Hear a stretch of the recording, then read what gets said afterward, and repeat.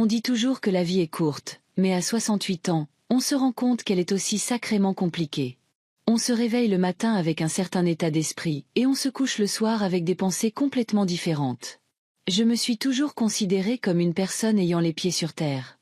Mais au fil des années, j'ai compris que les plans changent aussi vite que les couleurs des tissus dans mon magasin. Mon Bois-Joli n'est pas la ville branchée que l'on voit dans les publicités.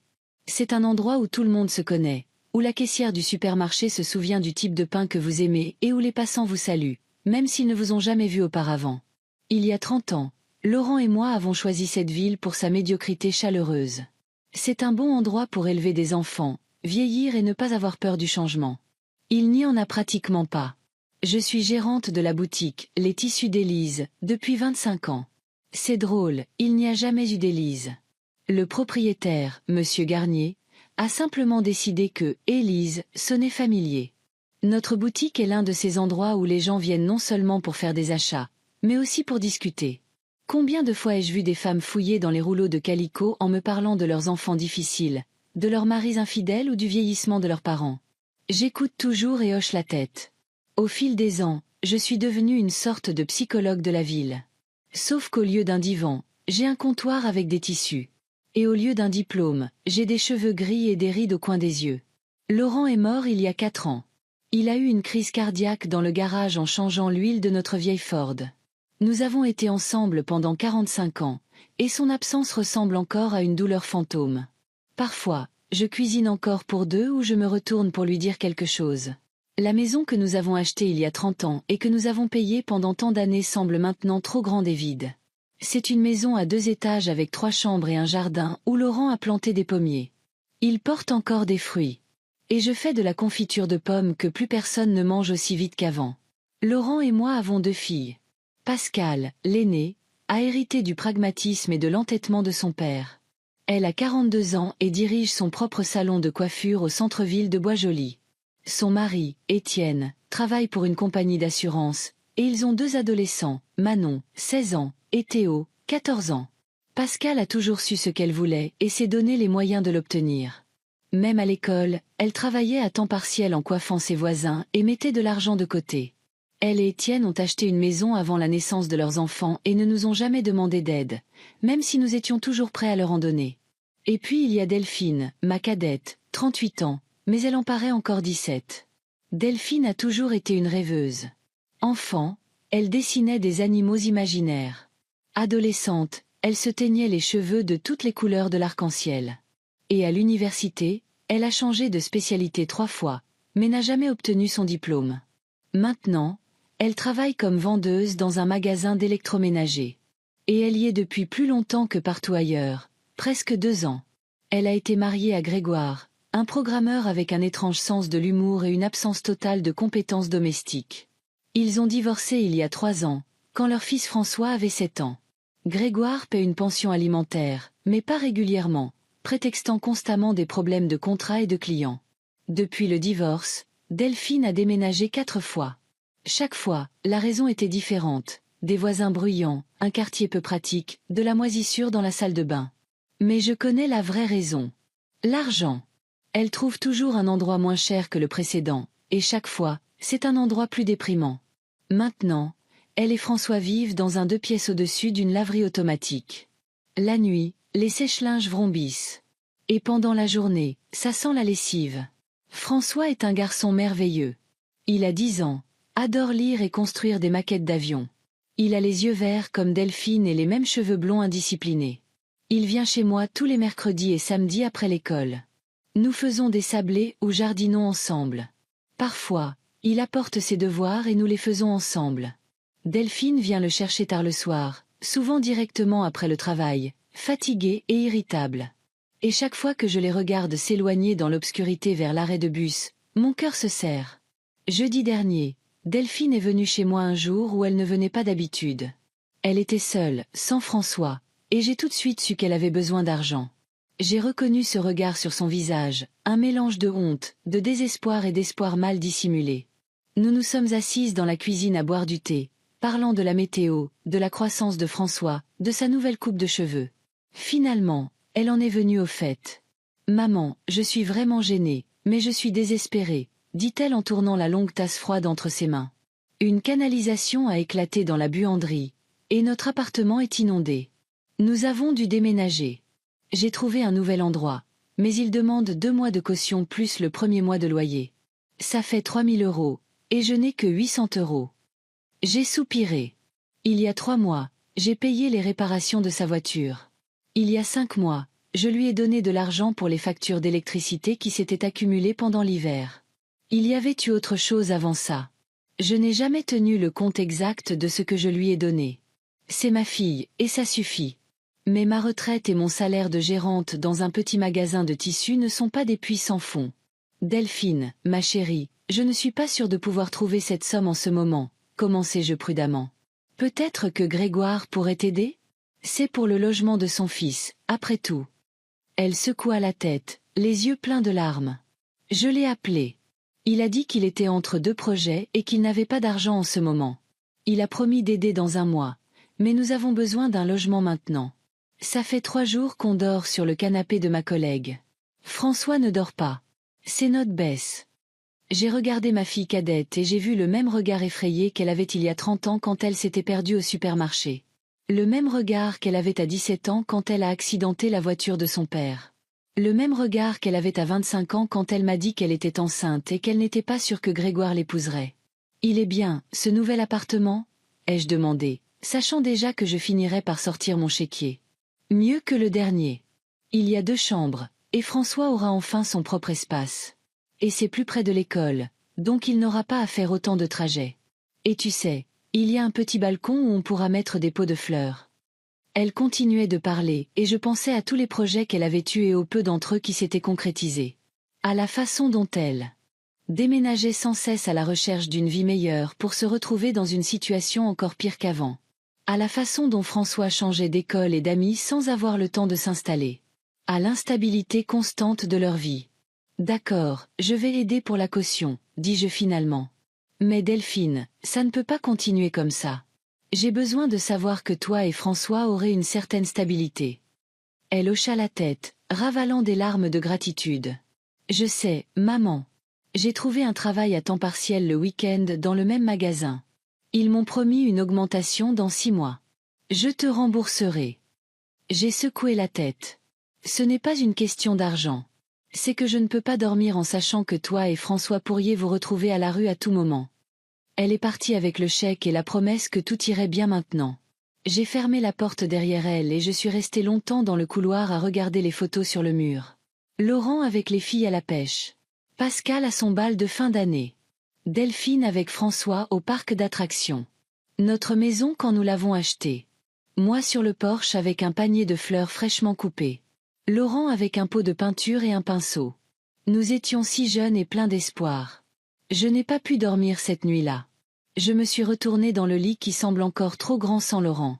J'ai pensé à l'avenir, au mien, à celui de Delphine, à celui de François. À 68 ans, je suis encore assez forte pour travailler et vivre seule. Mais dans 5 ans, 10 ans, mes économies diminuent à chaque nouveau problème de Delphine. Et si quelque chose m'arrivait ? Que deviendraient elle et François ? Notre maison est payée. Elle vaut au moins 300 000 €, vu la hausse des prix de l'immobilier à Bois-Joli ces dernières années. Assez pour assurer un avenir stable à Delphine et François. Aider le garçon à aller à l'université le moment venu. Donner à ma fille capricieuse une chance de se remettre enfin sur pied. Le matin, j'ai appelé mon vieil ami, Roger Martin, qui est notaire. J'ai pris rendez-vous pour 2 jours plus tard, en prenant un jour de congé au magasin. Roger m'a accueilli dans son petit bureau encombré de dossiers. Il connaissait Laurent depuis de nombreuses années et nous avait aidés pour les papiers lors de l'achat de la maison. « Mireille, ma chère, vous avez l'air en pleine forme », a-t-il souri en m'invitant à m'asseoir. « Comment puis-je vous aider ?» Je lui ai parlé de mon idée de transférer la maison à Delphine, mais en conservant le droit d'y vivre pour le reste de ma vie. Il a écouté, prenant des notes de temps en temps. « C'est possible, mais il y a quelques nuances », a-t-il dit quand j'ai eu fini. « Vous pouvez faire une donation avec réserve d'usufruit. Mais gardez à l'esprit que dès que la maison sera réenregistrée, Delphine en deviendra la propriétaire légale. Elle pourra la vendre, l'hypothéquer, la louer. Bien sûr, en tenant compte de votre droit d'y vivre. Mais quand même. Je comprends, Ai-je hoché la tête. Mais je pense que ça lui donnera la stabilité dont elle a si désespérément besoin.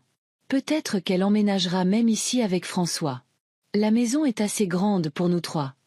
Roger a enlevé ses lunettes et s'est frotté le nez.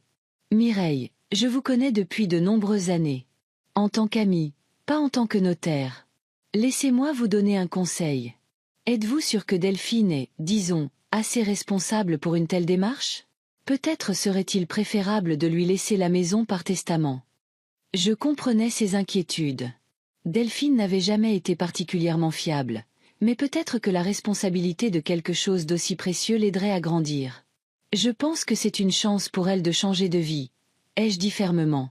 Et d'ailleurs, ce n'est pas seulement pour elle, mais pour François. Le garçon a besoin de stabilité. Roger a soupiré et a hoché la tête. Très bien, je préparerai tous les papiers pour la semaine prochaine. Mais réfléchissez encore, Mireille. Ce genre de décision ne doit pas être prise à la hâte.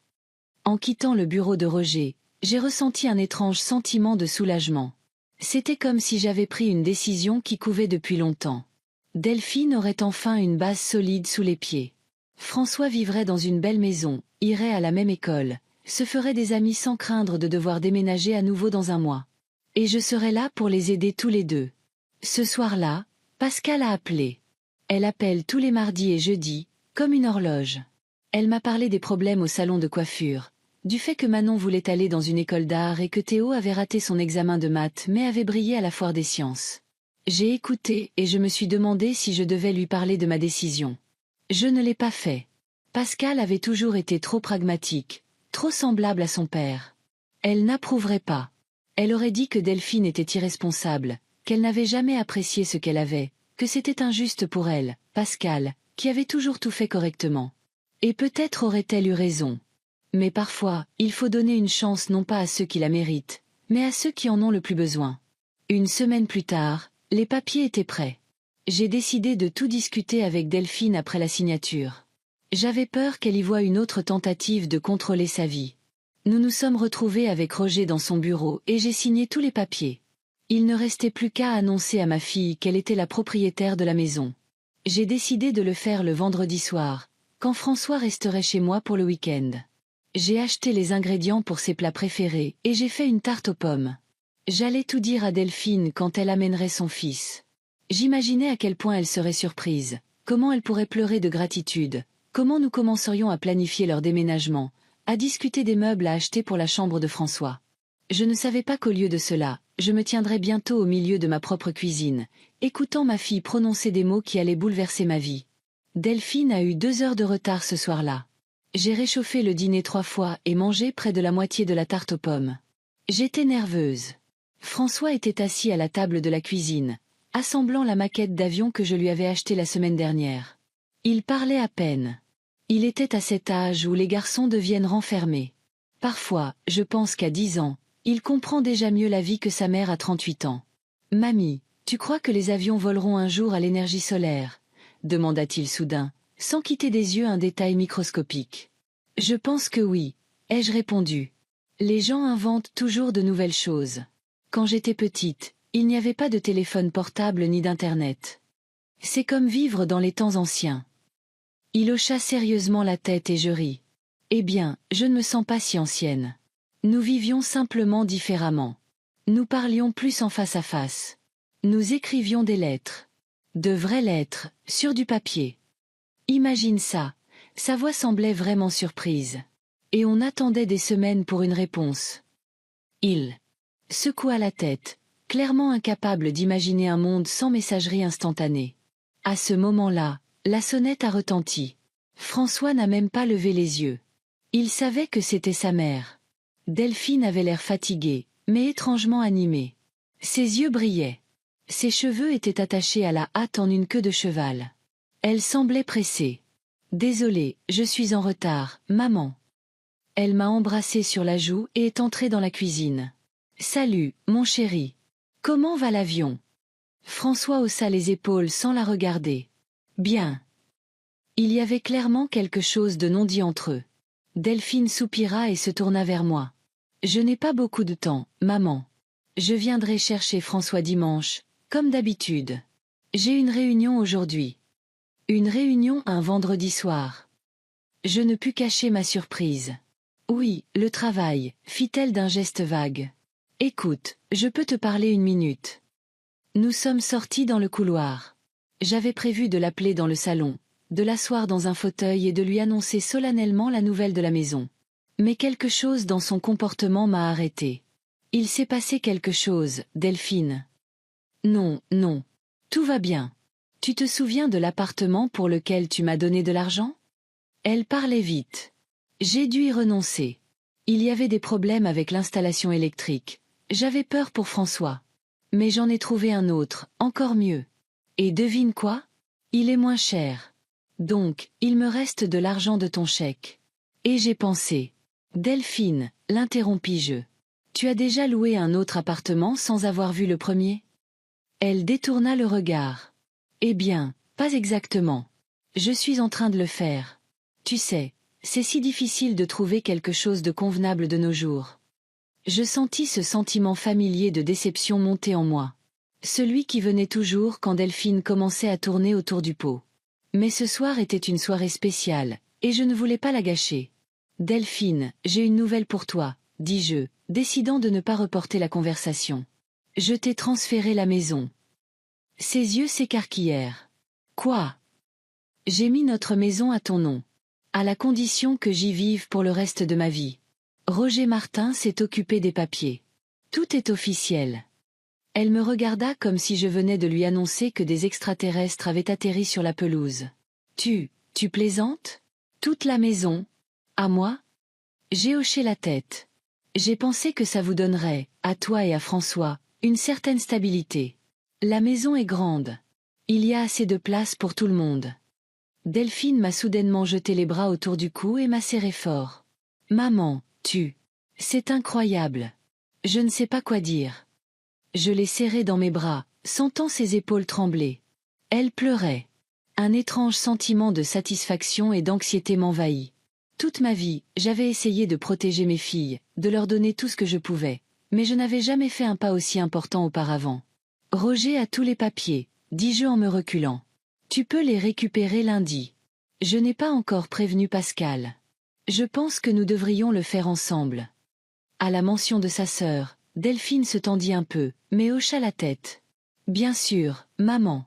Mais est-ce qu'on peut ne le dire à personne pour l'instant? Je veux y réfléchir et tout planifier d'abord. C'est un si grand pas. J'ai accepté. Bien que, au fond de moi, j'ai ressenti une pointe de déception. Je voulais qu'elle se précipite vers François et lui dise comment leur vie allait changer, mais chacun a sa propre façon de gérer les bonnes nouvelles. Ce soir-là, Delphine est restée plus longtemps que d'habitude. Elle m'a posé des questions sur les documents, sur la valeur actuelle de la maison, sur la date de la dernière réparation du toit. J'ai répondu, me sentant étrangement, comme si je passais un examen sur ma propre maison.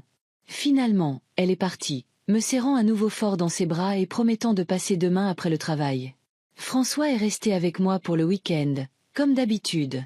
Nous avons fait des sablés, regardé de vieux films, et je n'ai même pas protesté quand il a demandé s'il pouvait jouer aux jeux vidéo plus longtemps que d'habitude. Le dimanche soir, Delphine est venue le chercher, semblant toujours excitée et distante à la fois. Je m'attendais à ce qu'elle reste pour parler, pour discuter de nos projets, mais elle a juste dit au revoir à la hâte, prétextant des affaires. La semaine suivante s'est déroulée relativement calmement. Delphine a appelé quelques fois pour demander des détails sur la maison. L'année de construction, s'il y avait des problèmes avec les fondations, l'isolation du grenier. J'ai répondu, pensant qu'elle envisageait sérieusement de déménager. Vendredi, en rentrant du travail, j'ai vu une voiture inconnue dans l'allée. En ouvrant la porte, j'ai entendu des voix venant du salon. Delphine parlait à un homme. Je suis entrée dans la pièce et je les ai vus. Ma fille avec un carnet à la main et un homme d'âge mûr bien habillé qui écrivait quelque chose sur une tablette. « Oh, maman !» Delphine se tourna vers moi avec un sourire qui semblait un peu forcé. « Voici Monsieur Dufour. C'est un agent immobilier. » « Un agent immobilier. » J'ai regardé ma fille puis l'étranger d'un air interrogateur. « Oui. Je voulais juste connaître la valeur actuelle de la maison. » Monsieur Dufour a gentiment accepté de faire une estimation. L'homme m'a tendu la main. « Très heureux de vous rencontrer, Madame Hollis. » Vous avez une magnifique maison dans un très bel endroit. Les propriétés comme celle-ci sont très demandées en ce moment.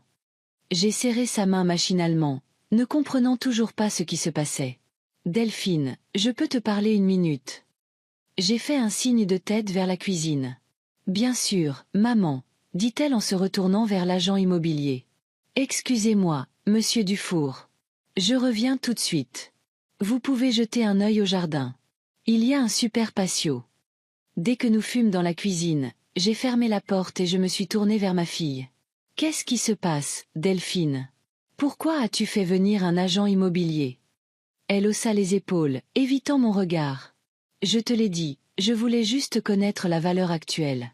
C'est important pour la planification. Planifier quoi? Je commençais à perdre patience. L'avenir, maman. Le mien et celui de François. Tu as dit toi-même que tu voulais nous donner de la stabilité. Oui, mais je voulais dire que vous pouviez vivre ici, pas vendre la maison. Delphine m'a finalement regardé dans les yeux. Maman, sois réaliste. Cette maison est trop grande pour nous, trop chère à entretenir. Je ne peux pas payer ses impôts et ses charges. Mais si nous la vendons, François et moi pourrons acheter quelque chose de plus petit, peut-être même sans hypothèque, et il nous restera de l'argent pour ses études. J'ai senti le sang quitter mon visage. Delphine, j'habite ici. Tu ne peux pas simplement vendre la maison. Je sais, maman, dit-elle doucement, comme si elle expliquait à un enfant. Mais nous pouvons te trouver un bel appartement à proximité.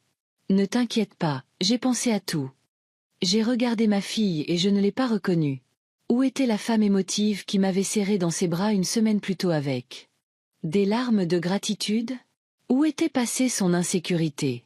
Devant moi se tenait une personne qui avait déjà planifié mon avenir sans même prendre la peine de me consulter. Je ne vais nulle part, ai-je dit fermement. Nous nous sommes mises d'accord pour que je conserve le droit de vivre ici pour le reste de ma vie. Oui, mais ça ne veut pas dire dans cette maison, répondit Delphine avec impatience. Tu peux avoir ce droit ailleurs. Monsieur Dufour m'a expliqué comment ça marche. J'ai senti quelque chose se briser en moi. Connaissais-je si mal ma propre fille? Ou cette maison, qui était soudainement devenue la sienne, l'avait-elle tant changé? Je vais parler à Roger, ai-je dit. Il ne permettra pas une telle interprétation de notre accord. Maman, soupira Delphine avec cette expression particulière d'exaspération patiente que je me souvenais de son adolescence. La maison est à moi maintenant, légalement. Je peux en faire ce que je veux. Mercredi, en rentrant du travail, il y avait une camionnette avec le logo d'une entreprise de construction devant la maison. En entrant, j'ai entendu du bruit et des voix venant du 2e étage. En montant les escaliers, j'ai trouvé 2 hommes en train d'enlever le papier peint dans la chambre qui avait appartenu à Pascal. « Qu'est-ce que vous faites ?» ai-je demandé, ne reconnaissant pas ma propre voix. Un des ouvriers s'est retourné. « On enlève le papier peint, madame. Mademoiselle Hollis a commandé des rénovations. » Quelle rénovation? J'ai senti la panique monter. Arrêtez immédiatement. Madame, nous avons une commande. Le papier peint était déjà arraché sur la moitié du mur. Vous feriez mieux de parler à mademoiselle Hollis. Je suis descendue et j'ai composé le numéro de ma fille. Elle n'a pas répondu. Finalement, je lui ai envoyé un message. Pourquoi as-tu envoyé les ouvriers? Arrête ça immédiatement. La réponse est arrivée 10 minutes plus tard. Les réparations sont nécessaires pour augmenter la valeur de la maison. Ne gêne pas leur travail. Je suis restée au milieu du salon, serrant mon téléphone, sentant mon monde s'effondrer. La maison que j'avais considérée comme la mienne se transformait sous mes yeux en un espace étranger. Delphine est arrivée ce soir-là. Elle n'était pas seule. Elle était avec un homme en costume chair. Je me suis assise dans un fauteuil du salon, regardant par la fenêtre, les lumières éteintes.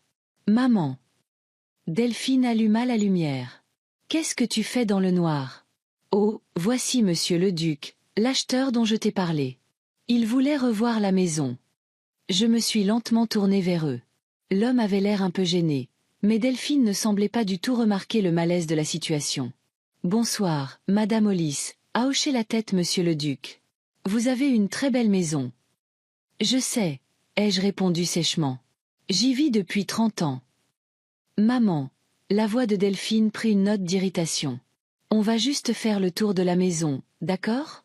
Monsieur le duc veut s'assurer que les rénovations vont dans le bon sens. Les rénovations que tu as commencées sans ma permission dans ma maison, ai-je dit, sans bouger d'un pouce. Dans ma maison, maman, a dit Delphine doucement mais fermement. Légalement, elle m'appartient. Monsieur le duc se balançait d'un pied sur l'autre. Peut-être que je devrais revenir une autre fois. Non, non, c'est bon. Delphine lui prit le bras. Viens, je vais te montrer le deuxième étage. Les ouvriers ont déjà commencé à rénover. Ils sont montés et je suis restée assise, me sentant comme un fantôme dans ma propre maison. J'entendais leurs voix discuter du réaménagement, de l'abattage du mur entre deux chambres, du remplacement de la baignoire par une cabine de douche. Quand ils sont redescendus, j'étais toujours dans le salon. Monsieur le duc a marmonné quelque chose de poli et est parti rapidement. Delphine a fermé la porte derrière lui et s'est tournée vers moi. Maman, tu te comportes comme une enfant. Je comprends que le changement puisse être difficile, mais c'est pour le mieux pour nous tous. Pour le mieux. J'ai failli rire. Tu me mets à la porte de la maison où j'ai vécu la moitié de ma vie. La maison où ton père est mort, où toi et Pascal avez fait vos premiers pas. Et c'est pour le mieux. Ce n'est qu'une maison, maman. Des murs et un toit. Sa voix était impatiente. Monsieur le duc offre un excellent prix.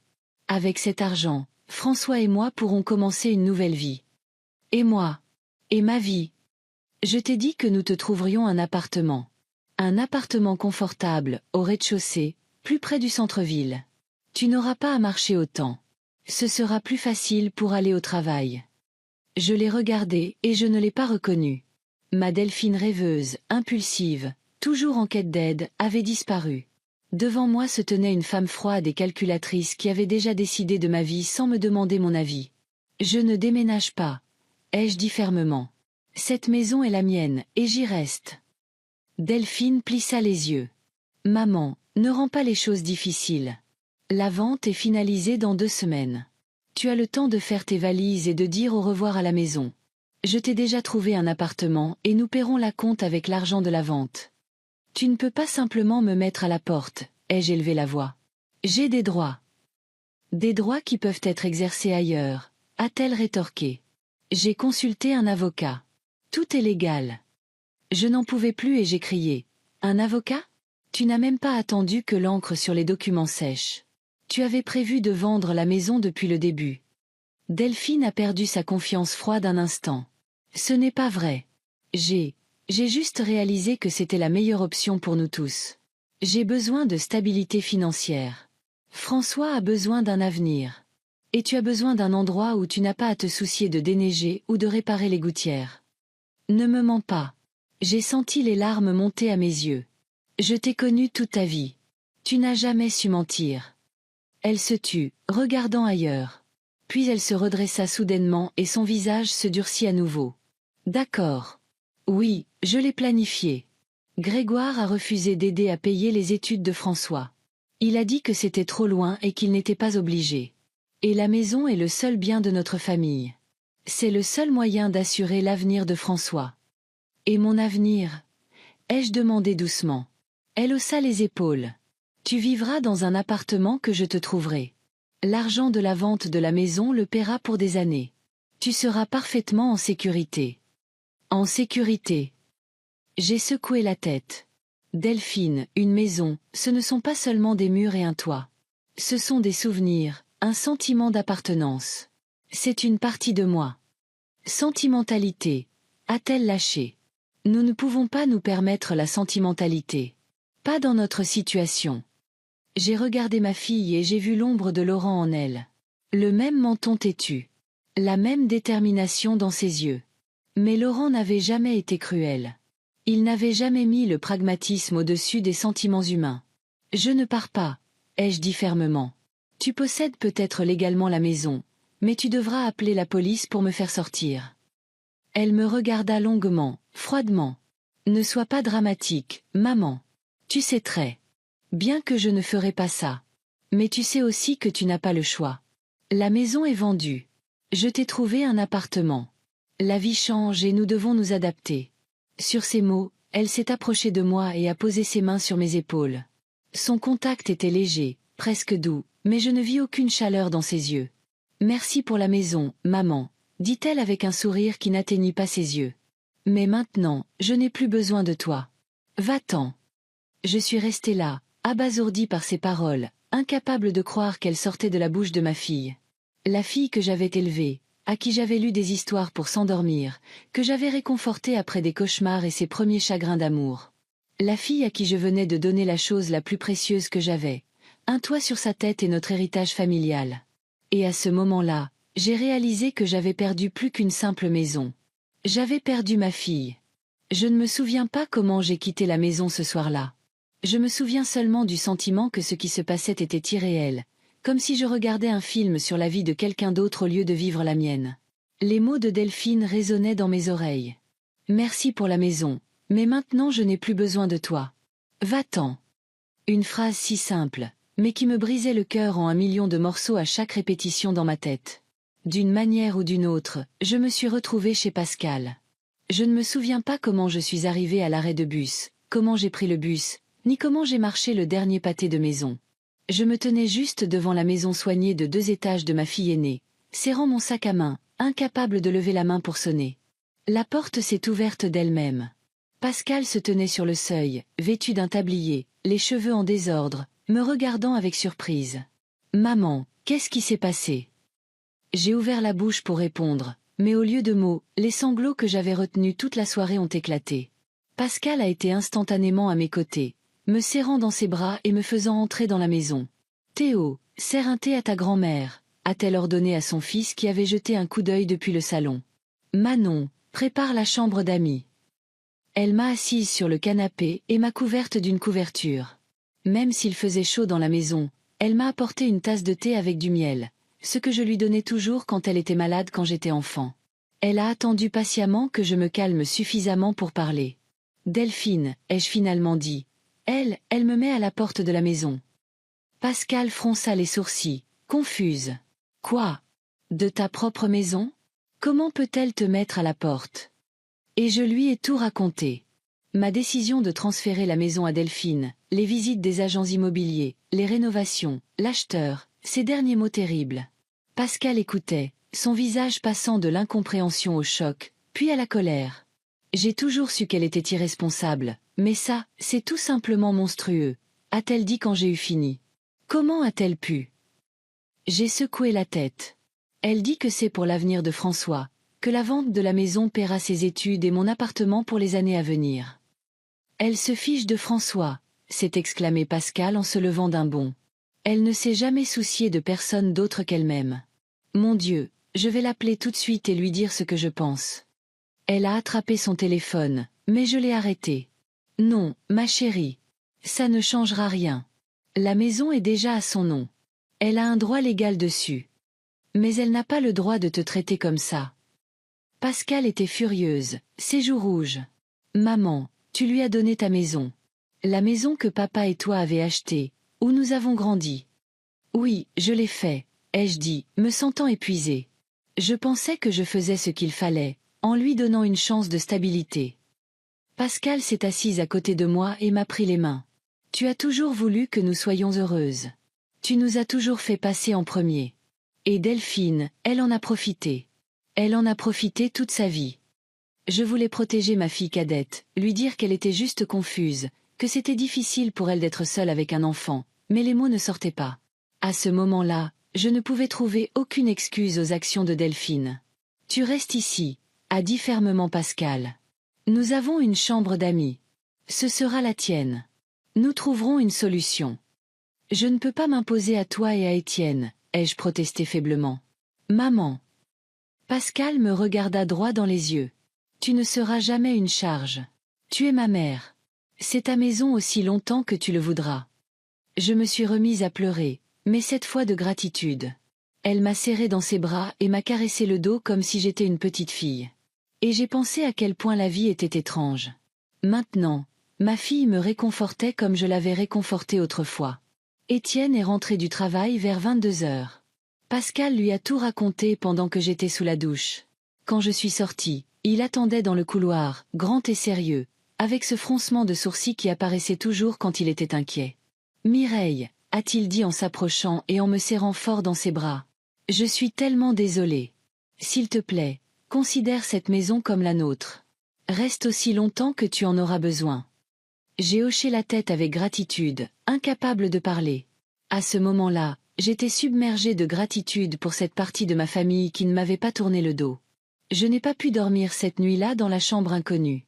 Je suis restée allongée à regarder le plafond, pensant à la rapidité avec laquelle la vie peut s'effondrer. Il y a seulement 2 semaines, j'avais une maison que j'aimais, une fille en qui j'avais confiance et un avenir qui semblait clair. Maintenant, j'étais allongée dans un lit étranger, ayant tout perdu sauf les vêtements que je portais en sortant de la maison. Le lendemain matin, Delphine a appelé. J'ai fixé l'écran du téléphone, n'osant pas répondre.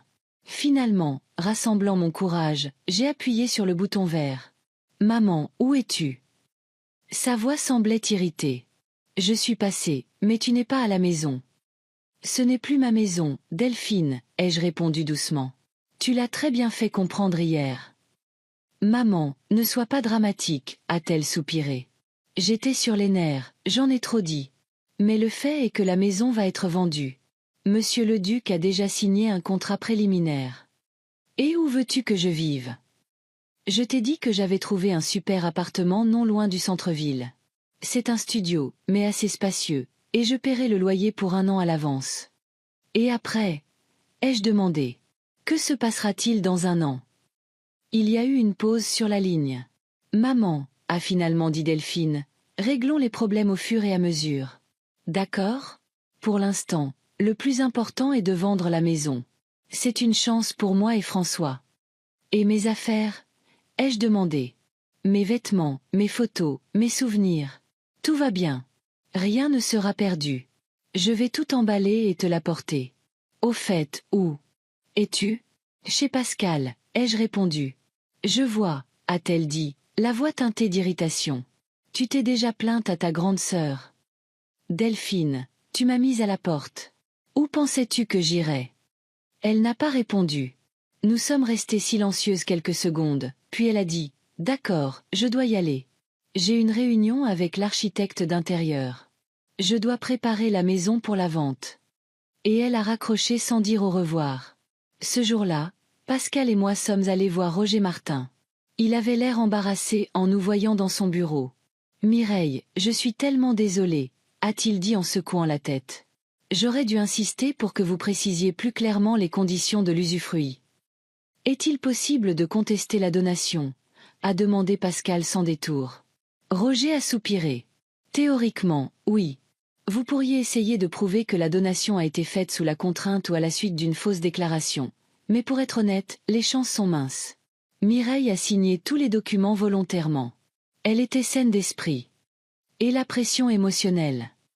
Pascal n'a pas abandonné. Delphine a clairement manipulé sa mère. C'est très difficile à prouver devant un tribunal. Roger avait l'air contrarié. De plus, la procédure judiciaire pourrait prendre des mois, voire des années, et coûter très cher. L'argent n'est pas un problème, a dit fermement Pascal. Étienne et moi pouvons aider. J'ai posé ma main sur l'épaule de ma fille.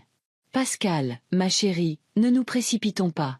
Roger, qu'en est-il du droit d'occupation à vie ? Delphine peut-elle vraiment me mettre à la porte ? Roger a fouillé dans les papiers sur la table. L'acte stipule que vous conservez le droit d'occupation à vie. Malheureusement, il ne précise pas l'emplacement exact de cette occupation. Cela donne à Delphine une certaine marge de manœuvre. Donc, elle peut juste me trouver un autre logement et ce sera légal. J'ai senti le désespoir monter en moi. Si le logement répond à certaines normes de confort. Oui, a hoché la tête Roger. Mais elle est obligée de vous fournir un toit. C'est son obligation en vertu du contrat. Donc, elle peut expulser ma mère de sa propre maison qu'elle lui a donnée et ce sera légal. Pascal n'en revenait pas. Malheureusement, oui, a écarté les mains Roger. La loi est du côté du nouveau propriétaire dans ce cas. Nous avons quitté le bureau de Roger, déprimés. La pluie qui avait commencé pendant que nous étions à l'intérieur correspondait à mon humeur.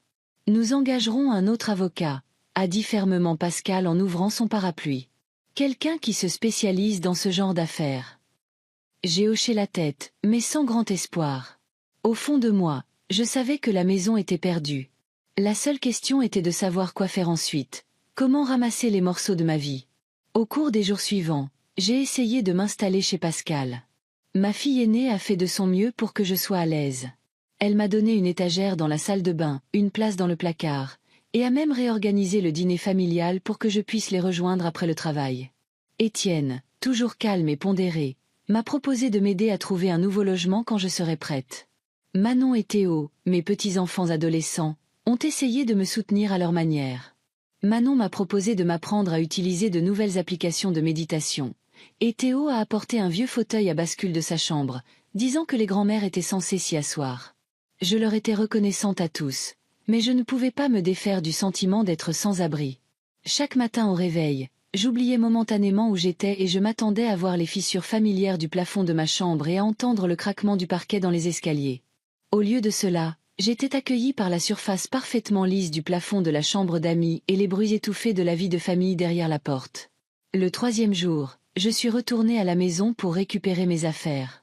Delphine avait promis de les emballer, mais je ne pouvais pas attendre. J'avais besoin de mes vêtements, de mes photos. À ma grande surprise, la porte a été ouverte par une femme inconnue tenant une tablette. « Comment puis-je vous aider ?» a-t-elle demandé en me regardant de haut en bas.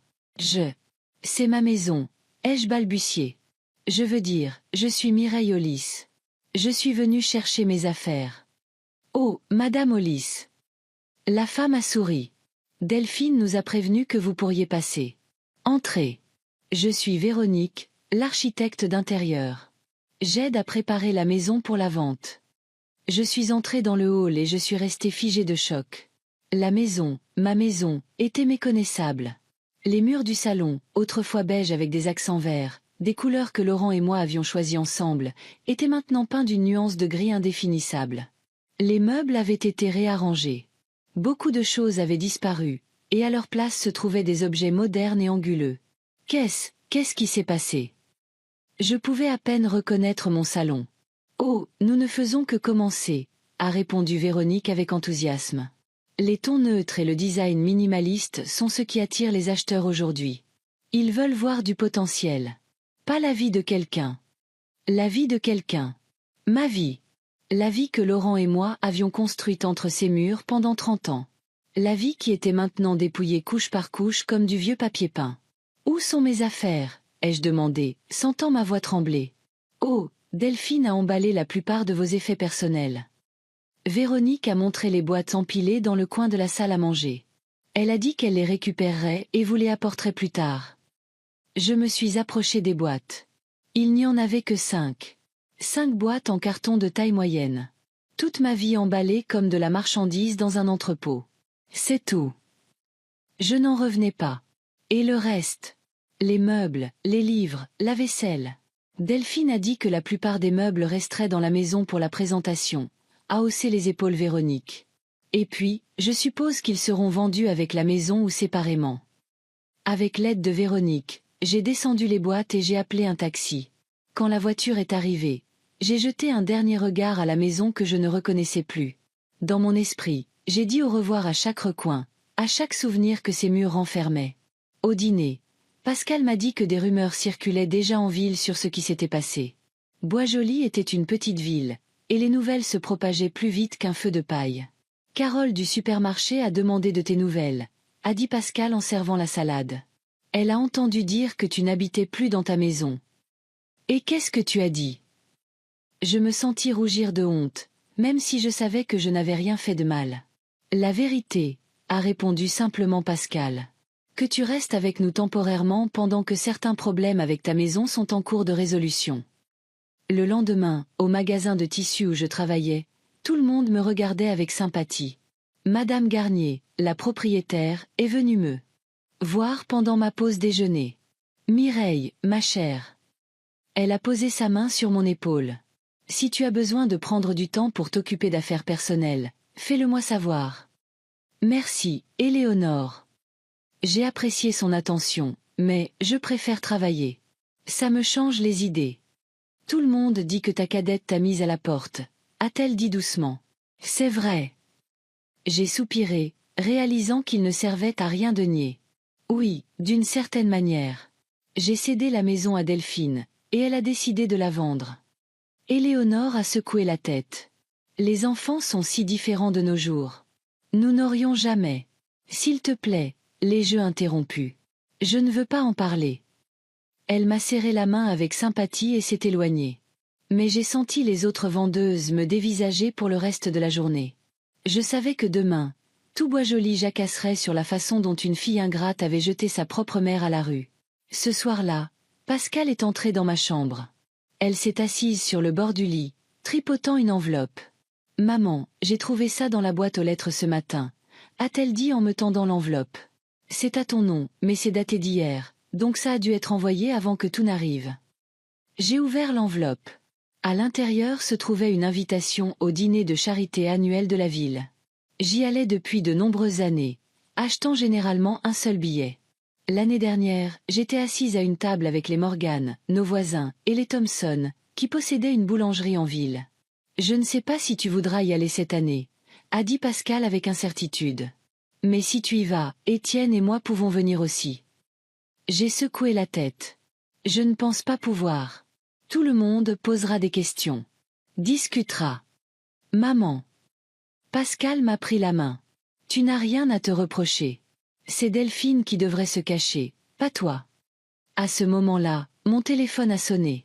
C'était Monsieur Leroy, le directeur de l'école de François. « Madame Hollis. » Sa voix semblait inquiète. « Je suis désolée de vous déranger, mais je n'arrive pas à joindre votre fille, Delphine. Et vous êtes inscrite comme contact d'urgence pour François. Il y a un problème avec François ? » J'ai été immédiatement alarmée. « Non, non, il va bien. Mais il refuse de rentrer à la maison.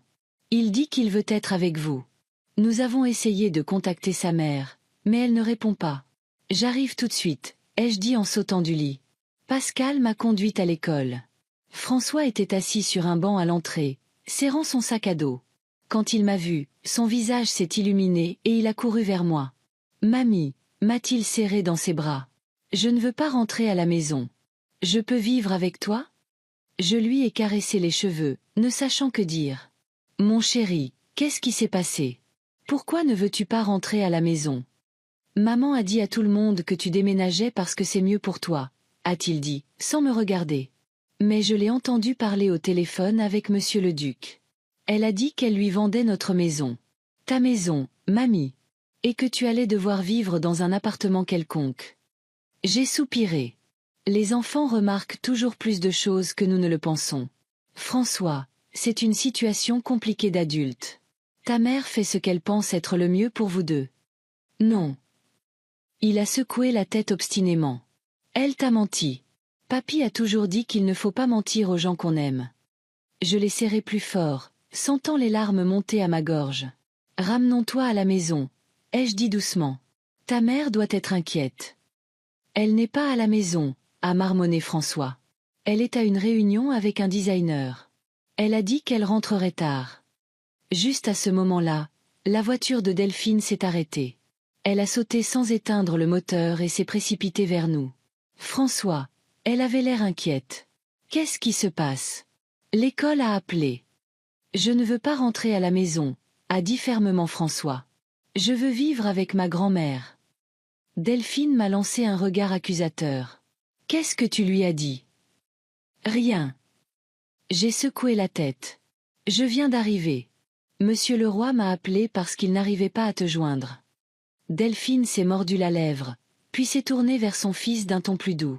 François, mon chéri, nous devons rentrer à la maison. Nous avons beaucoup à faire. Nous déménageons bientôt dans une nouvelle maison, tu te souviens? Je t'en ai parlé. Tu auras ta propre grande chambre. Je ne veux pas déménager dans une nouvelle maison, a-t-il répété obstinément. Je veux rester dans notre maison avec mamie. Delphine m'a jeté un autre regard, cette fois presque suppliant. François. Je me suis accroupie devant mon petit-fils. Écoute-moi. Tu vas rentrer à la maison avec ta mère maintenant, et je te promets que nous nous verrons aussi souvent qu'avant. Peut-être même plus souvent. D'accord? Il a hoché la tête à contre-cœur, toujours boudeur, mais moins têtu. Tu promets? Je promets. Je l'ai embrassé sur le front. Et tu sais, je tiens toujours mes promesses. François est monté dans la voiture de Delphine sans même regarder sa mère. Elle se tenait à côté de moi, se balançant maladroitement d'un pied sur l'autre. « Merci, » a-t-elle dit doucement. « Je ne l'ai pas fait pour toi, » ai-je répondu. « Je l'ai fait pour lui. Il a besoin de stabilité, Delphine. Essaie de ne pas gâcher sa vie avec tes décisions aussi. » Elle a tressailli comme si elle avait été giflée, mais n'a rien dit. Elle est montée dans sa voiture et est partie sans se retourner. Quand Pascal et moi sommes rentrés à la maison, un appel de Roger Martin nous attendait. « Mireille », sa voix semblait fatiguée. « Je viens de parler avec Delphine. Elle a signé tous les papiers. La transaction sera conclue dans 3 jours. Monsieur le duc a déjà versé la compte. » Sitôt. Je n'en revenais pas. Ça prend généralement des semaines.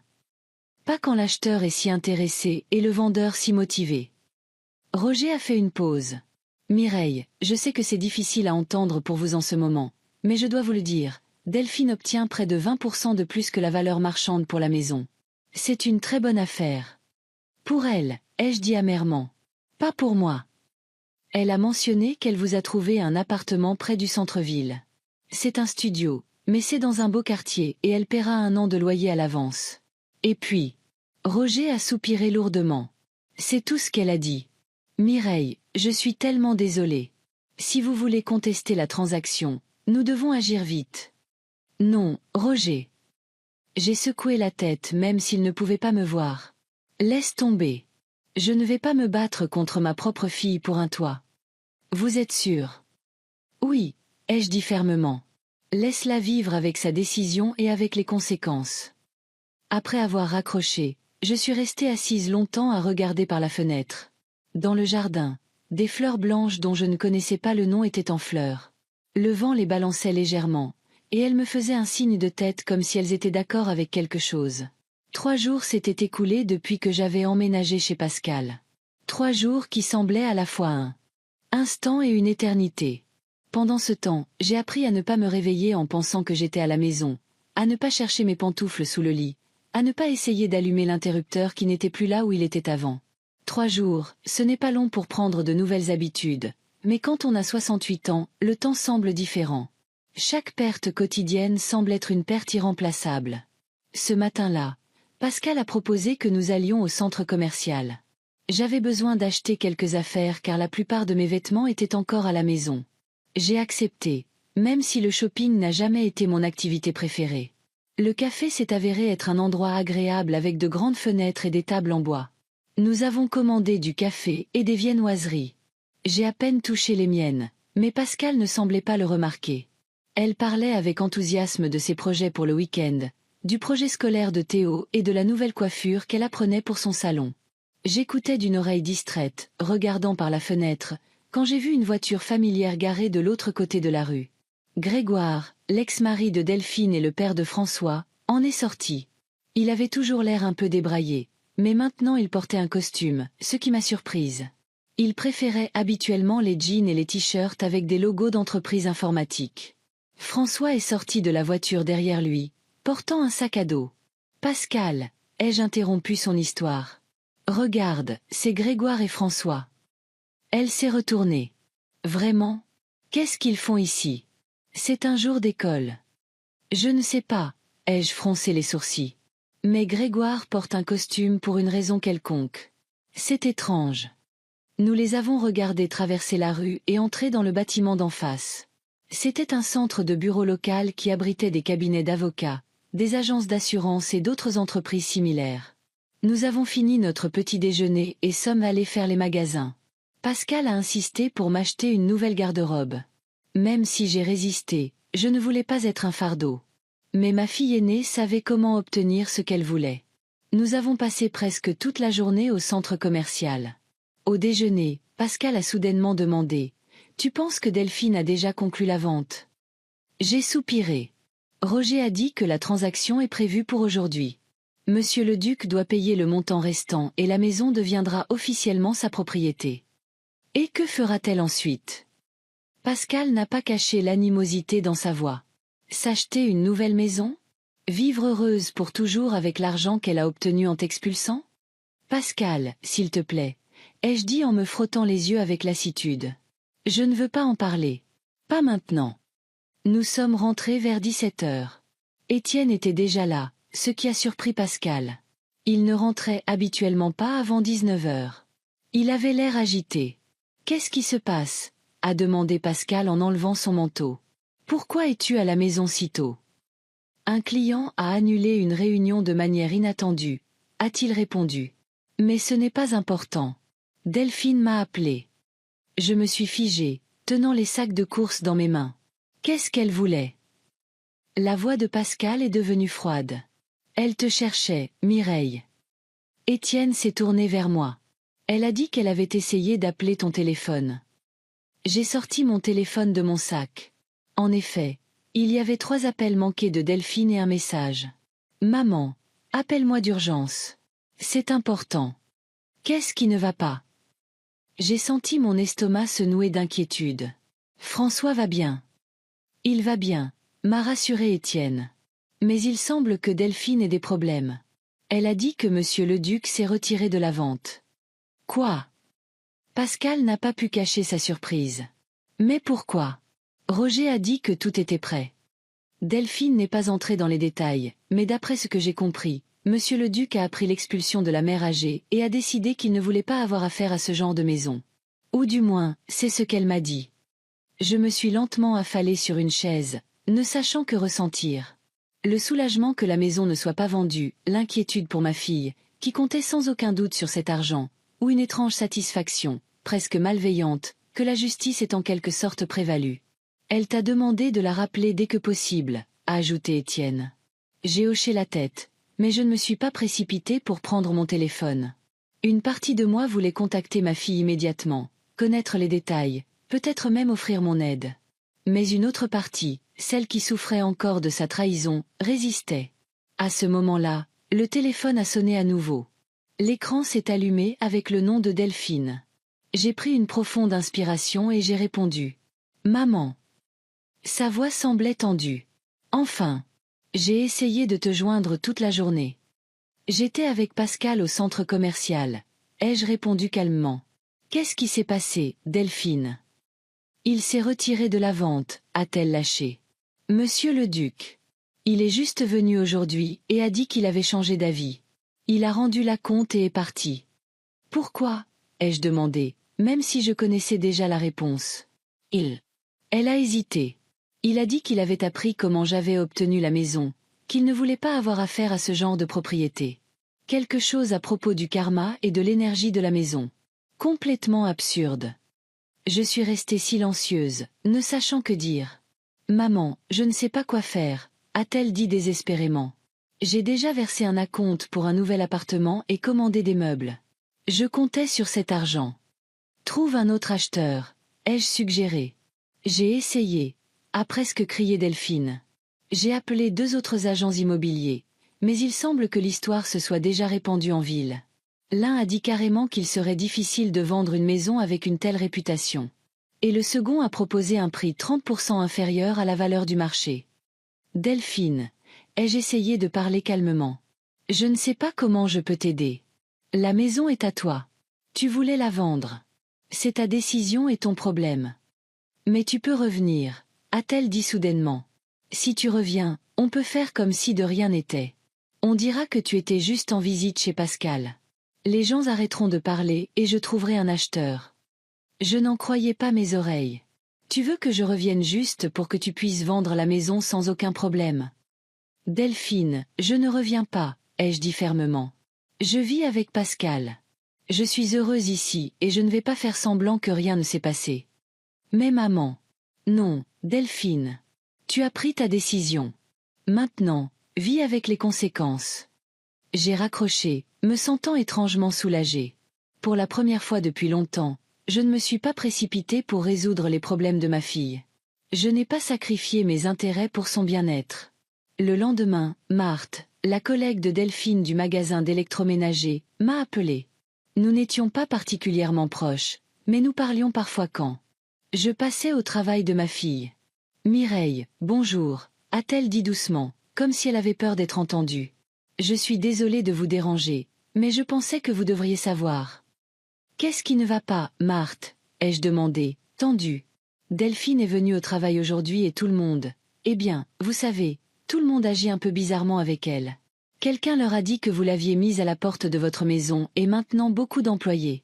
Ils l'évitent? Ai-je deviné? Oui. Marthe a soupiré.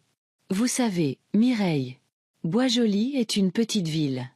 Les gens ici n'approuvent pas ce genre de comportement. Beaucoup d'entre nous s'occupent aussi de parents âgés et ce que Delphine a fait. Je comprends, les jeux interrompus. Mais Marthe, Delphine est toujours ma fille. Je ne veux pas qu'on la traite mal à cause de ce qui s'est passé entre nous. Personne ne la traite mal, s'est empressé de m'assurer Marthe. C'est juste que les gens sont déçus. Elle a toujours semblé si gentille et maintenant. Elle s'est tue, ne sachant comment continuer. Merci de me l'avoir dit, ai-je dit, décidant de mettre fin à cette conversation désagréable. J'apprécie votre sollicitude. François a appelé ce soir-là. C'était inattendu. Il ne m'appelait généralement pas lui-même. Nous parlions quand je venais lui rendre visite ou quand Delphine l'amenait. Mamie. Sa voix semblait incertaine. Tu es occupée? J'ai toujours du temps pour toi, mon chéri. J'ai souri même s'il ne pouvait pas le voir. Comment vas-tu? Bien. Il a fait une pause. Mamie, je voulais te demander, est-ce que je peux venir te voir le week-end ou même juste pour la nuit? Tu me manques. Bien sûr, mon chéri. J'étais touchée. Tu me manques aussi. Mais tu dois d'abord demander à ta mère. Je l'ai fait, a-t-il dit, la voix un peu abattue. Elle a dit que ce n'était pas le bon moment. Elle est très occupée. Je comprends, ai-je dit prudemment. Ta mère a beaucoup de choses à faire en ce moment. Elle est toujours au téléphone et se dispute, a poursuivi François. Et hier soir, elle pleurait dans sa chambre. Elle pensait que je ne l'entendais pas, mais je l'ai entendu. François, mon chéri, ai-je essayé de paraître calme. Les adultes traversent parfois des moments difficiles. Ta mère traverse l'un de ces moments en ce moment, mais elle t'aime et tout ira bien. Je sais ce qu'elle a fait, a-t-il dit soudainement. Jimmy de ma classe a dit que sa mère lui avait dit que ma mère t'avait mise à la porte de ta maison. C'est vrai.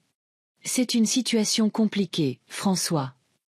J'ai finalement dit, les adultes prennent parfois des décisions qui semblent justes à l'époque. Ta mère pensait qu'elle faisait ce qu'il y avait de mieux pour vous deux. Mais ce n'est pas bien, a-t-il dit obstinément. Mettre quelqu'un à la porte de sa maison n'est pas bien, surtout si c'est ta mère. François, ai-je soupiré. Je ne veux pas que tu penses du mal de ta mère à cause de ça. Elle est toujours ta mère et elle t'aime plus que tout au monde. Je ne veux pas lui parler, sa voix tremblait. Je lui ai dit que je voulais vivre avec papa. Et tu sais quoi? Papa a dit qu'il était prêt à me prendre. Il a déjà parlé à un avocat. J'ai eu le souffle coupé. François, c'est une décision très sérieuse. Es-tu sûr de vouloir emménager avec ton père? Oui, a-t-il dit fermement. Papa ne ferait jamais ce que maman a fait. Il dit qu'elle a toujours été égoïste, mais il n'aurait jamais pensé qu'elle te ferait ça. J'ai fermé les yeux, sentant une vague d'épuisement et de tristesse m'envahir. Je ne voulais pas que ma famille s'effondre comme ça, que mon petit-fils s'éloigne de sa mère à cause de ce qui s'était passé entre nous. François, écoute-moi, ai-je dit, essayant de paraître confiante. Ta mère traverse une période difficile en ce moment. Elle a besoin de ton soutien, pas de ton jugement. S'il te plaît, ne prends pas de décision hâtive. Le lendemain, Pascal m'a appris une nouvelle qu'elle avait entendue d'une de ses clientes qui travaillait dans une banque. Tu peux y croire? Delphine a essayé d'obtenir un prêt sur la maison, a-t-elle dit en me coiffant. Betty dit qu'ils l'ont refusé. Pourquoi? Ai-je froncé les sourcils. La maison est payée. Elle vaut beaucoup. Ce n'est pas une question de valeur de la maison. Pascal a rencontré mon regard dans le miroir. C'est une question de réputation. Les banques n'aiment pas prendre de risques. Et l'histoire de sa mère expulsée de sa maison fait de Delphine une cliente peu fiable à leurs yeux. Je ferme les yeux, sentant l'anxiété monter en moi. Pas pour moi, mais pour Delphine. Elle comptait sur l'argent de la vente de la maison et avait peut-être déjà pris des engagements. Maintenant que la transaction avait échoué et qu'elle ne pouvait pas obtenir de prêt, sa situation financière pourrait devenir vraiment critique. Delphine m'a de nouveau appelé ce soir-là. Elle semblait encore plus déprimée qu'avant. Maman, sa voix était comme si elle avait pleuré pendant longtemps. Maman, je ne sais pas quoi faire. Qu'est-ce qui ne va pas, Delphine? Ai-je demandé, essayant de rester calme. Grégoire, a-t-elle sangloté. Il a demandé une révision de la garde. Il veut que François vive avec lui. Et François? François a dit qu'il voulait aller chez son père. Il ne veut pas vivre avec moi. Mon cœur s'est serré. Peu importe à quel point j'étais en colère contre Delphine pour ce qu'elle avait fait, je ne pouvais m'empêcher de compatir à la douleur d'une mère qui perd son enfant. Delphine, ai-je dit doucement, donne-lui du temps. Il est en colère en ce moment, mais il t'aime. Tu es sa mère. Mais et s'il avait raison? Sa voix tremblait. Et si j'étais vraiment une personne horrible? J'ai mis ma propre mère à la porte de la maison. Qui fait ça? Je ne savais pas quoi dire. Une partie de moi voulait réconforter ma fille, lui dire qu'elle n'était pas une personne horrible, qu'elle avait juste fait une erreur. Mais une autre partie de moi souffrait encore de sa trahison. Maman, a poursuivi Delphine après une pause. J'ai essayé d'obtenir un prêt de la banque. J'ai proposé la maison en garantie. Ils m'ont refusé. Ils ont dit que j'étais une cliente peu fiable. J'ai entendu, ai-je répondu doucement. D'où? Sa voix semblait surprise, mêlée d'amertume. Oh, bien sûr. Bois joli. Tout le monde sait tout sur tout le monde ici. Delphine, j'ai décidé de ne pas éviter la conversation. Qu'est-ce que tu vas faire maintenant? Je ne sais pas. Elle semblait perdue. La maison n'est pas à vendre. Personne ne me donnera de prêt. François ne me parle pas. Mes collègues me regardent comme si j'étais une traîtresse. Je suis dans une impasse, maman. Peut-être que tu devrais déménager dans une autre ville pendant un certain temps, ai-je suggéré. Recommencer à zéro. Et laisser François. Sa voix est devenue sèche. Jamais. C'est mon fils, maman. C'est tout ce qu'il me reste. Ce n'est pas ce que je voulais dire, ai-je soupiré. Mais peut-être que tu as besoin d'une pause de tout ça. De quoi? Des conséquences de mes propres actions? Elle a souri amèrement. Non, maman. Je reste ici. Je me battrai pour François et je trouverai une solution. Pour cette stupide maison, d'une manière ou d'une autre. Je voulais dire quelque chose d'autre, mais elle avait déjà raccroché. 2 autres jours passèrent. Je n'ai pas appelé Delphine et elle n'a pas pris contact. Je pensais à elle, inquiète, mais je ne savais pas comment l'aider. Ou pour être honnête avec moi-même, je n'étais pas sûre de vouloir l'aider. Le 3e jour, la sonnette a retenti. Il était presque minuit, et Pascal et moi nous sommes regardés. Qui pouvait venir si tard? Étienne est allé répondre à la porte. 1 minute plus tard, il est revenu dans le salon, suivi de Delphine. Elle avait l'air terrible. Ses cheveux étaient en désordre, ses yeux étaient gonflés de larmes et ses vêtements étaient froissés. Delphine. Pascal s'est levé du canapé. Qu'est-ce qui s'est passé? Elle m'a regardé, puis sa sœur. Je voulais juste voir maman. Je peux? Pascal m'a jeté un regard interrogateur. J'ai hoché la tête et elle a pris la main d'Étienne et a quitté la pièce, nous laissant seuls avec Delphine. Ma fille cadette se tenait au milieu du salon, l'air si perdu, si petite, que mon cœur s'est à nouveau serré. Peu importe ce qu'elle avait fait, elle était toujours mon enfant. Assieds-toi, ai-je dit en tapotant le canapé à côté de moi.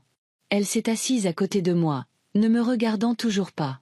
J'ai tout gâché, maman, a-t-elle finalement dit. Tout. Absolument tout. Qu'est-ce qui s'est passé, ai-je demandé, même si je savais déjà. Grégoire a emmené François aujourd'hui. Le juge a rendu une ordonnance de garde temporaire en attendant une décision du tribunal. Il a dit que j'étais instable, que je ne pouvais pas fournir à François des soins appropriés. Et François, sa voix s'est brisée. François n'a pas voulu me dire au revoir. Il a fait ses valises et est parti avec son père sans même se retourner. Je suis restée silencieuse, ne sachant que dire. Et puis je suis rentrée à la maison, dans cette maison vide et étrange où tout avait été changé pour la vente qui n'a jamais eu lieu. Elle a passé sa main sur son visage. Et il n'y avait personne. Pas de François, pas toi. Juste moi, seule. Elle m'a finalement regardé dans les yeux, et j'y ai vu tant de douleur, tant de regrets, que j'ai involontairement tendu la main et couvert la sienne de la mienne. Je me suis assise dans cette maison vide dont j'avais rêvé et j'ai réalisé que j'avais tout perdu, a dit doucement Delphine. François, toi, le respect des gens. Tout ce qui comptait pour moi, je l'ai détruit de mes propres mains. Et pourquoi? Pour une maison que personne ne veut acheter maintenant. Pour de l'argent que je n'ai jamais eu. Elle a couvert son visage de ses mains et a finalement laissé couler ses larmes. Ses épaules tremblaient de sanglots, et je l'ai serrée dans mes bras, l'attirant contre moi comme je le faisais quand elle était petite et avait peur de quelque chose. Je ne sais pas comment je vais continuer, maman, a-t-elle murmuré entre ses larmes. J'ai tout gâché. Et à ce moment-là, en regardant ma fille en pleurs, j'ai réalisé que malgré toute la douleur qu'elle m'avait causée, je l'aimais toujours. Que peu importe à quel point son erreur était terrible, elle en payait déjà le prix fort. 2 semaines s'étaient écoulées depuis ce soir où Delphine était assise en pleurs dans le salon de Pascal. 2 semaines qui ont beaucoup changé, mais qui ont en même temps laissé la chose la plus importante inchangée, la douleur de la trahison qui semblait s'être installée dans mon âme pour toujours. Pendant ces 2 semaines, je m'étais presque installée chez Pascal. J'avais mes propres petites corvées. J'aidais à la cuisine et parfois, j'allais chercher Théo à l'école quand Pascal était en retard au salon. Manon et moi avions même commencé un projet de couture de rideaux pour le salon. Mon expérience de travail dans un magasin de tissus était enfin utile dans les affaires familiales. J'ai appris la plupart des choses sur Delphine par François, qui m'appelait tous les 2 ou 3 jours. Il restait temporairement chez son père, mais à en juger par son ton, son enthousiasme initial pour le changement s'estompait déjà. Grégoire était un bon père, mais il n'était pas habitué à avoir un enfant à la maison tout le temps. Il restait souvent tard au travail, laissant François avec une voisine. « Mamie, papa a promis de m'emmener au parc samedi, mais il a encore un projet urgent », s'est plaint François lors de notre dernière conversation. « Maintenant, je vais devoir rester à la maison avec Madame Dubois. Elle cuisine très mal et elle sent le chat. » J'ai souri involontairement. François avait toujours été direct dans ses jugements. « Comment va ta mère ?» ai-je demandé prudemment. « Tu lui as parlé ?» François a fait une pause. « Un peu », a-t-il finalement répondu. « Elle appelle tous les jours et elle est venue à l'école la semaine dernière. Elle m'a apporté un nouveau jeu de construction. C'est bien. » J'ai essayé de paraître neutre. « Ta mère t'aime beaucoup, François. » Je sais, a-t-il soupiré. Elle a l'air triste et elle a maigri. Papa dit qu'elle a juste besoin de grandir et d'apprendre à assumer la responsabilité de ses actes. Je me suis mordu la lèvre pour ne rien dire de dur sur Grégoire. François ne devait pas être pris entre 2 feux. « Mamie, a-t-il demandé soudainement. Tu es toujours en colère contre maman. » J'y ai pensé. Étais-je en colère? La colère qui m'avait consumée après la trahison de Delphine s'apaisait progressivement, laissant place à une tristesse lasse. « Non, mon chéri, » ai-je finalement répondu. « Je ne suis pas en colère. Ta mère et moi avons juste besoin de temps pour régler les choses. » Après avoir parlé à François, je suis restée assise sur le porche pendant un long moment, regardant Théo jouer au basket avec les garçons du quartier. Ils étaient un peu plus jeunes que François, mais tout aussi énergiques, tout aussi pleins de vie. Je me suis souvenu à quel point Delphine aimait jouer avec les garçons quand elle était petite. Comment elle faisait la course avec eux, grimpait aux arbres et rentrait à la maison avec les genoux écorchés et les yeux brillants. Qu'était-il arrivé à cette fille? Quand s'était-elle transformée en une femme capable de mettre sa propre mère à la porte? Perdue dans mes pensées, je n'ai pas tout de suite remarqué que Pascal s'était assise à côté de moi sur les marches du porche. « À quoi penses-tu » a-t-elle demandé en me tendant une tasse de thé. « Au passé » ai-je répondu honnêtement. « À ce qu'était Delphine enfant et à la façon dont nous en sommes arrivés là. » Pascal a soupiré. « Je ne l'ai jamais comprise » a-t-elle admis. Même enfant, elle était toujours si imprévisible, si émotive. Elle faisait tout ce qui lui passait par la tête sans penser aux conséquences. « Tu as toujours tout planifié » ai-je souri. « Même tes bêtises. » Pascal a ri. « Oui, je suppose que j'étais une enfant terrible. Mais maman, ne vois-tu pas? Delphine ne changera jamais. Elle prendra toujours des décisions impulsives et s'attendra ensuite à ce que quelqu'un d'autre, généralement toi, répare les conséquences. » J'y ai pensé. Pascal avait raison. Delphine agissait souvent de manière impulsive. Mais les enfants ne font-ils pas des erreurs? N'est-ce pas le travail des parents de les aider, de les soutenir même lorsqu'ils dérapent? C'est ma fille. Pascal, ai-je dit doucement. Tout comme toi. Et je vous aime toutes les 2, quelles que soient vos erreurs. Pascal a secoué la tête. Tu as toujours été trop douce avec elle, a-t-elle dit, une note d'accusation dans la voix. Tu lui as toujours plus pardonné qu'à moi. Ce n'est pas vrai, ai-je protesté. Je ne vous ai jamais traité différemment. Peut-être que tu ne le pensais pas, a dit obstinément Pascal. Mais c'était le cas. Quand j'avais un 14 au lieu d'un 18, tu étais déçu. Et quand Delphine a abandonné ses études, tu as dit, eh bien, ce n'est pas sa voie.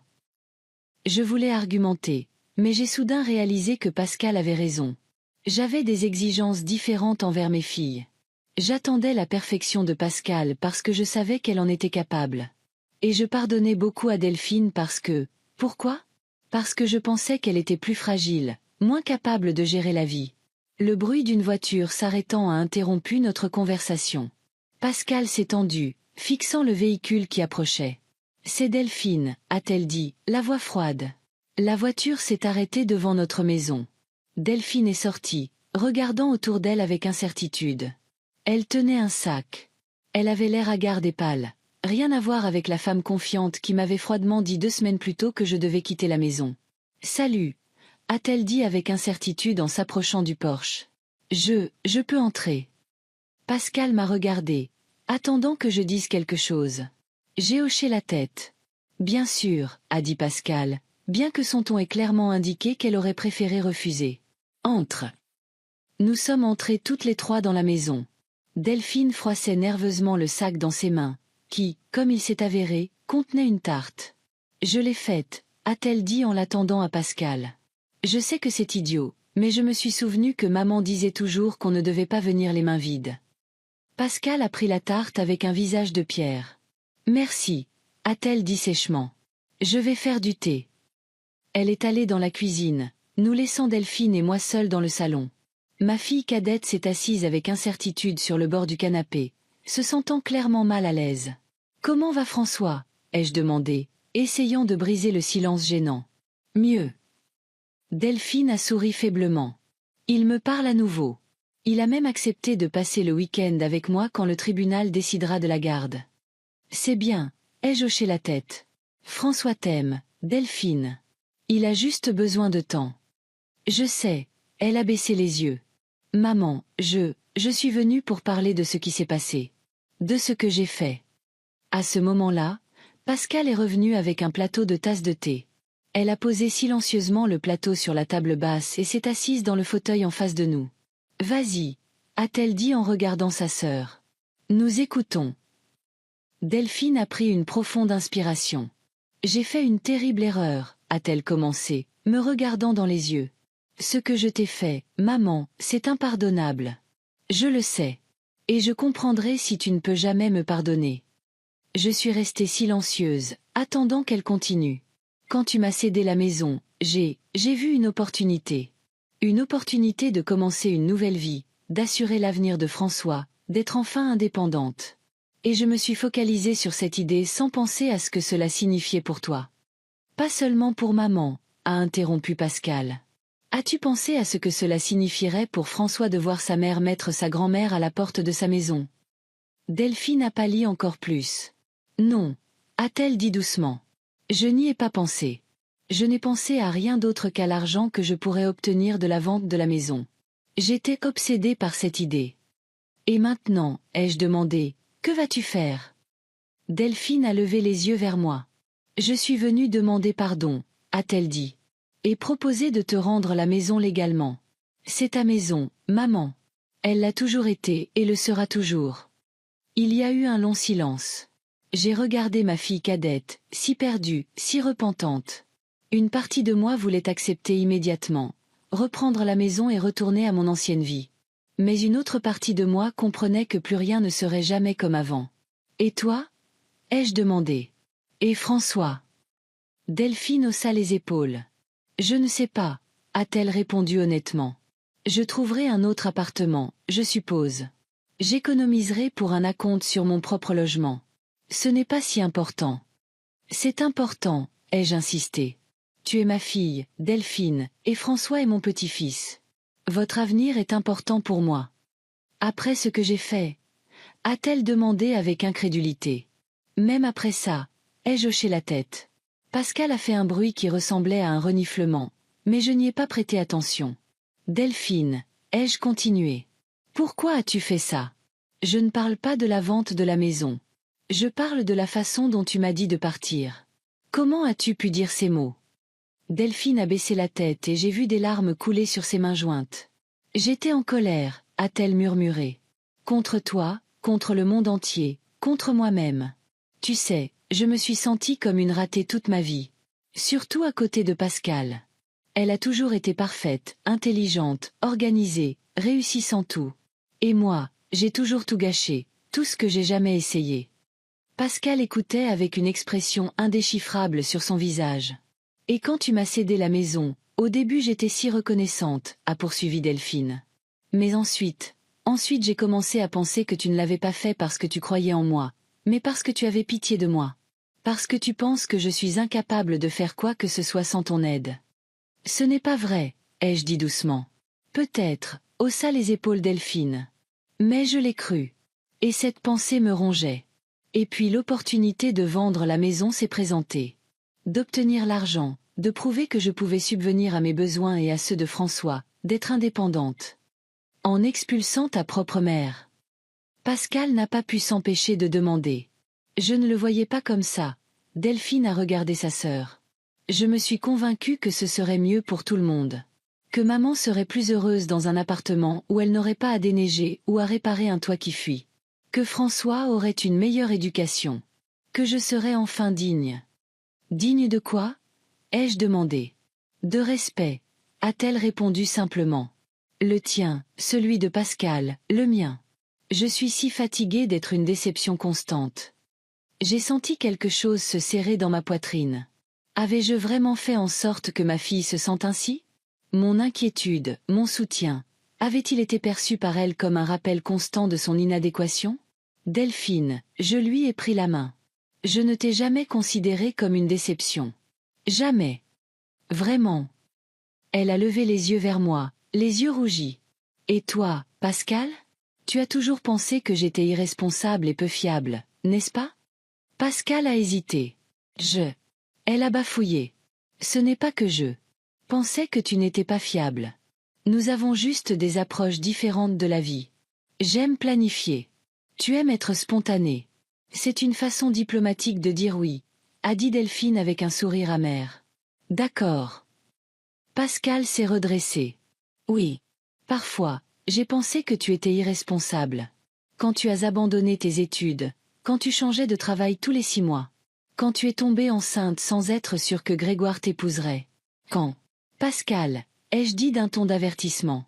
Non, maman. Laisse-la parler, a dit Delphine en regardant droit sa sœur. Je veux l'entendre. Quand tu demandais constamment de l'argent à maman, a poursuivi Pascal. Quand tu la laissais résoudre tes problèmes au lieu de t'en occuper toi-même. Oui, dans des moments comme ça, je pensais que tu étais irresponsable. Delphine a hoché la tête. Je sais, a-t-elle dit doucement. Et tu as raison. J'étais comme ça. Peut-être que je le suis encore. Mais tu sais quoi, Pascal? Je t'ai toujours envié. Ta confiance, ta capacité à tout maîtriser, tout ce qui me manquait. Pascal avait l'air surprise. Tu m'as envié. Bien sûr, a souri faiblement Delphine. Tu as toujours été la grande sœur parfaite, la première de la classe, la meilleure en tout. Comment ne pas être jalouse? Pascal est restée silencieuse, réfléchissant clairement à ce qu'elle avait entendu. Mais ça n'excuse pas ce que j'ai fait, a poursuivi Delphine en se tournant vers moi. Rien ne l'excuse. Je t'ai blessée, maman, et je le regrette chaque minute de chaque jour. J'ai regardé ma fille cadette, j'ai vu la sincérité dans ses yeux, j'ai entendu le remords dans sa voix, et j'ai senti le mur que j'avais construit autour de mon cœur après sa trahison commencer à se fissurer. Je te crois, ai-je finalement dit, et j'accepte tes excuses. Vraiment. L'espoir a brillé dans ses yeux. Oui, ai-je hoché la tête. Mais la réconciliation ne se fait pas du jour au lendemain, Delphine.